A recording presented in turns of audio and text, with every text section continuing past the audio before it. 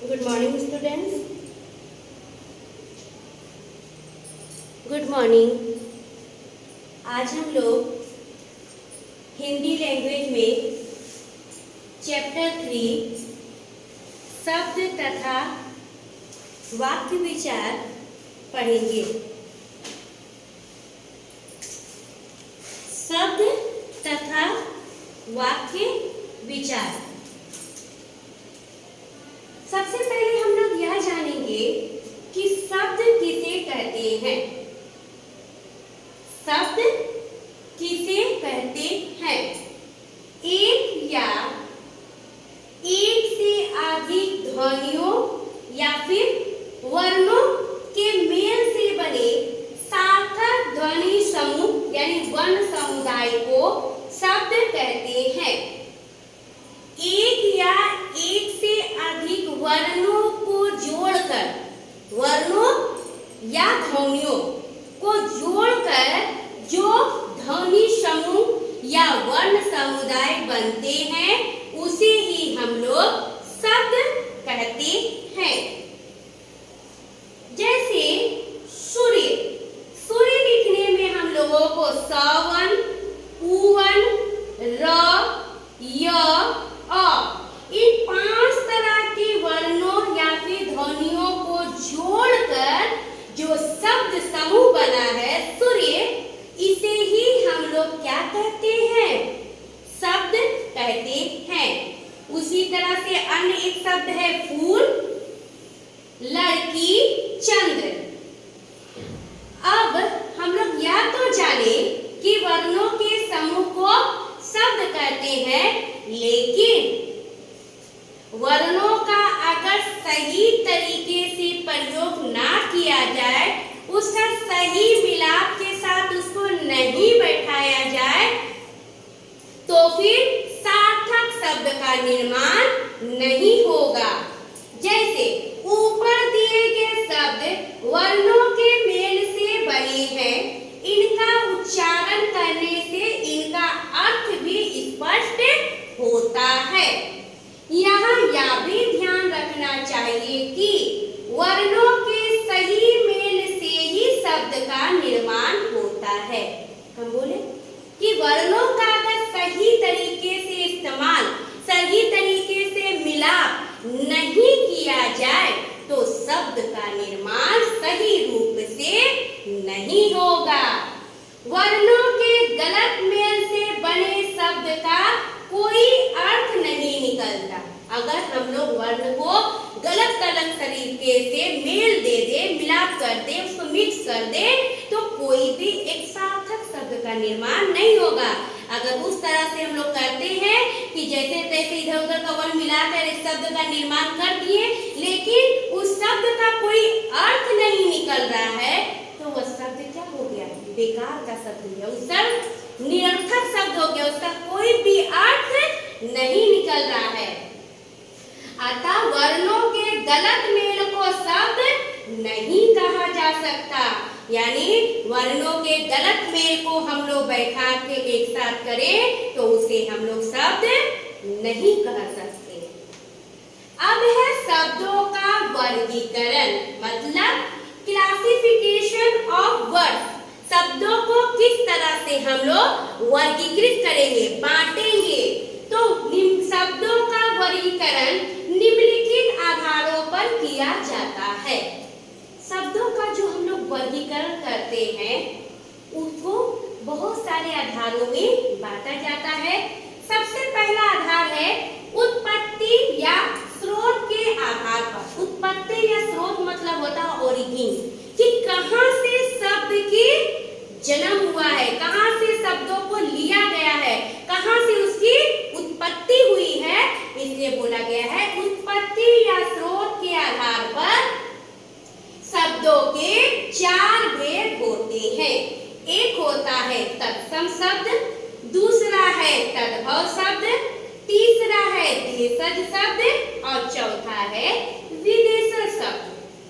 तत्सम शब्द अपने मूल रूप में प्रयोग में आने वाले संस्कृत भाषा के शब्दों को तत्सम शब्द कहते हैं। जैसे दुग्ध,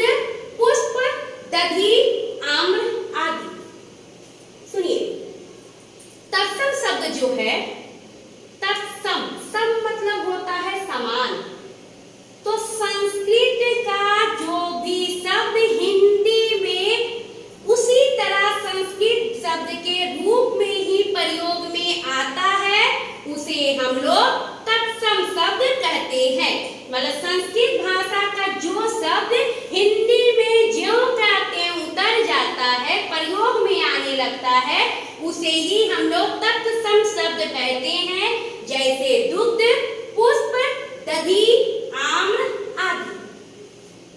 और ठीक इसके विपरीत एक और शब्द है, वह है तद्भव शब्द। तद्भव शब्द में क्या होता है कि संस्कृत भाषा का जो शब्द है, जब उसका हिंदी भाषा में प्रयोग करते हैं तो थोड़ा सुधार का प्रयोग करते हैं, थोड़ा उसको सजाकर अच्छे तरीके से उसमें परिवर्तन करके प्रयोग करते हैं, तो उसे तद्भव शब्द कहते हैं। जबकि तत्सम शब्द में कोई भी परिवर्तन नहीं करते, ज्यों का त्यों उतार देते हैं, तो वो तत्सम हुआ। लेकिन जब उसमें थोड़ा सा सुधार करके उसे हिंदी भाषा में प्रयोग करते हैं, उन शब्दों को, संस्कृत शब्दों को, तो वह फिर हुआ तद्भव शब्द। संस्कृत भाषा के जो शब्द बदले हुए रूप में हिंदी में प्रयोग किए जाते हैं, उसे तद्भव शब्द कहते हैं। जैसे दूध, दही, मिठाई, घी, आग आदि। क्या है? तत्सम में संस्कृत भाषा में क्या है?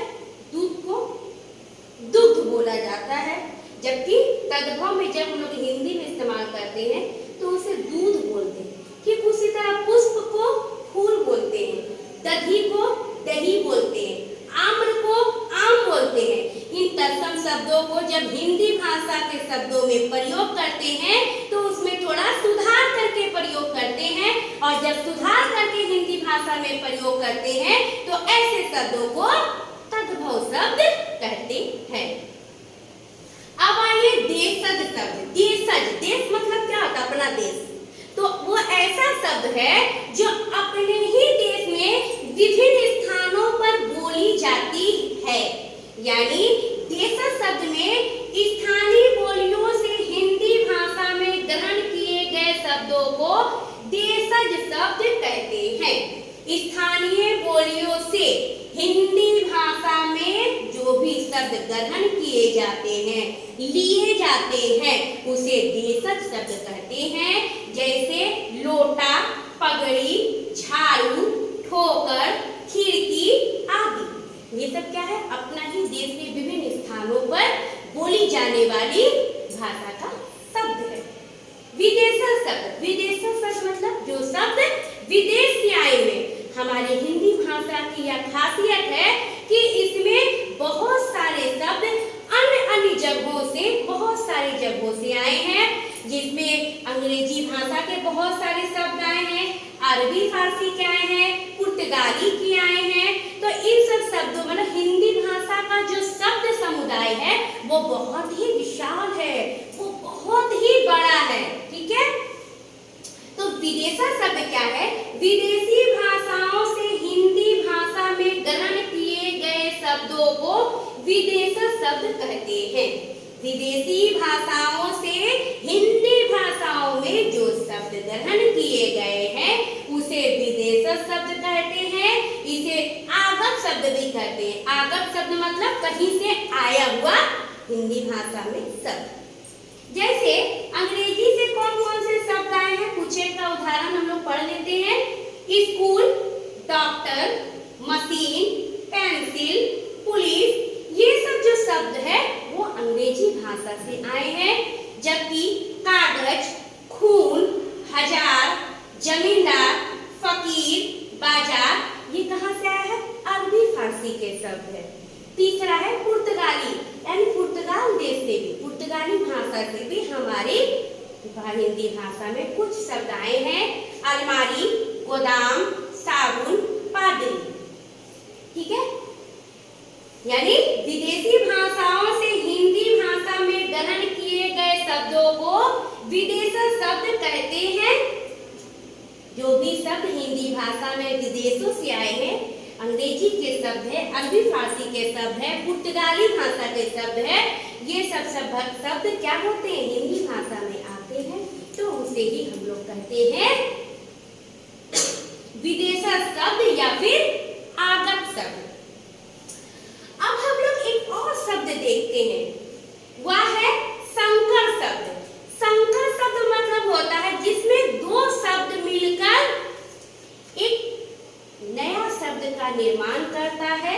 ही संकर शब्द कहते हैं।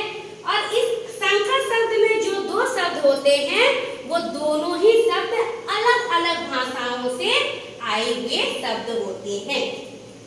जैसे लाठी प्लस चार्ज, तो क्या हुआ? लाठी चार्ज। इसमें लाठी कहाँ से आया है? लाठी आया हुआ है हिंदी भाषा से, जबकि चार्ज आया हुआ है अंग्रेजी भाषा से। तो संकर भाषा की यह खासियत है या विशेषता है कि उसमें से एक शब्द अन्य भाषा से आएगा तो दूसरा शब्द अन्य भाषा से आएगा। तो दोनों अलग अलग जगहों से जो भाषा शब्द मिलकर एक नए भाषा शब्द का निर्माण करता है, उसे ही हम लोग संकर शब्द कहते हैं। सिनेमा अंग्रेजी से आया है, घर हिंदी से आया है, दोनों जुड़कर क्या हो गया? सिनेमा घर। छाया हिंदी से आया है, दार फारसी से आया है, दोनों मिलकर क्या हो गया? छाया दार। तो दो भिन्न भिन्न भाषाओं के मेल से बने नए शब्द को संकर शब्द कहते हैं। दो भिन्न भिन्न भाषाओं के मेल से जो एक नया शब्द बनता है उसे ही हम लोग संकर शब्द कहते हैं। आगे हम लोग पढ़ते हैं अर्थ के आधार पर। हम लोग बोले थे ना कि वाक्य शब्दों का जो वर्गीकरण है वो एक उत्पत्ति या स्रोत के आधार पर पढ़ेंगे और एक पढ़ेंगे अर्थ के आधार पर। उत्पत्ति या स्रोत के आधार पर शब्द के चार भेद हैं: तत्सम शब्द, तद्भव शब्द, देशज शब्द और विदेशज शब्द। जबकि अर्थ के आधार पर शब्द के दो भेद होते हैं। एक होता है सार्थक शब्द और दूसरा होता है निरर्थक शब्द। सार्थक शब्द, सार्थक का मतलब होता है ऐसा शब्द जिसका कोई एक निश्चित अर्थ निकलता हो, निश्चित मीनिंग निकलता हो। ठीक है, तो जो शब्द किसी अर्थ का बोध कराते हैं उन्हें सार्थक शब्द कहते हैं, जैसे घर, पुस्तक, नगर, क्षेत्र आदि।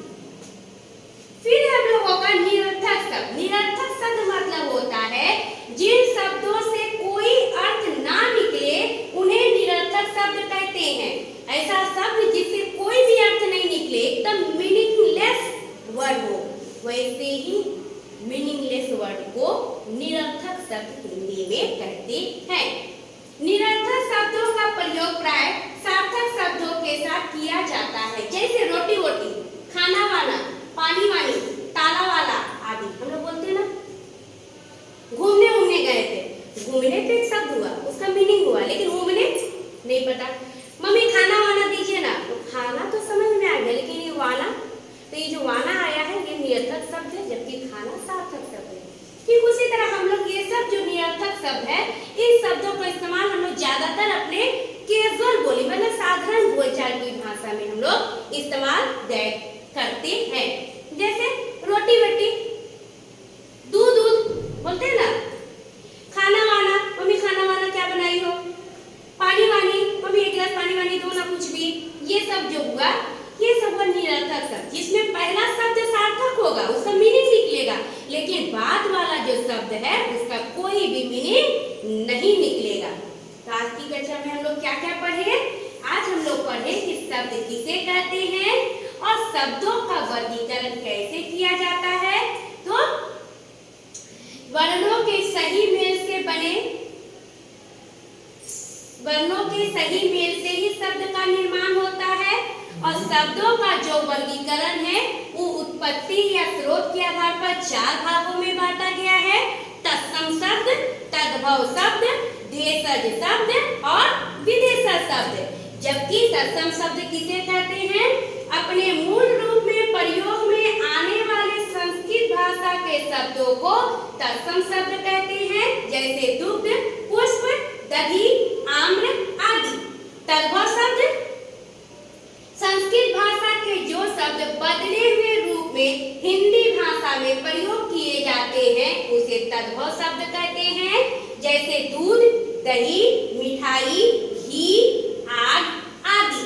देशज शब्द स्थानीय बोलियों से हिंदी भाषा में शब्दों को देशज शब्द कहते हैं, जैसे लोटा, पगड़ी, झाड़ू, ठोकर, खिड़की आदि। विदेशज शब्द विदेशी भाषाओं से हिंदी भाषा में प्रयोग किए गए शब्दों को विदेशज शब्द कहते हैं। School, doctor, machine, pencil, police, ये सब कहाँ से आया हुआ है हिंदी भाषा में? अंग्रेजी भाषा से। कागज, खून, हजार, जमींदार, फकीर, बाजार, ये अरबी फारसी के शब्द है। अलमारी, गोदाम, साबुन, पादरी, ये सब पुर्तगाली भाषा से आए शब्द है। और हिंदी भाषा में एक और शब्द है जिसे हम लोग कहते हैं संकर शब्द। संकर शब्द में दो शब्द दो भिन्न भिन्न जगहों से आए हुए शब्द होते हैं, उन्हें संकर शब्द कहते हैं। जैसे लाठी हिंदी शब्द है, जबकि चार्ज अंग्रेजी शब्द है, और दोनों मिलकर एक नए शब्द लाठी चार्ज का निर्माण करता है, जो कैसा शब्द है? संकर शब्द है। अब आगे अर्थ के आधार पर शब्द के दो भेद होते हैं। एक होता है सार्थक शब्द और दूसरा होता है निरर्थक शब्द। सार्थक शब्द किसे कहते हैं? जिस शब्द का कोई एक निश्चित अर्थ होता है उसे सार्थक शब्द कहते हैं, और जिस शब्द का कोई निश्चित अर्थ नहीं निकलता है उसे निरर्थक शब्द कहते हैं। ओके, थैंक यू बच्चों।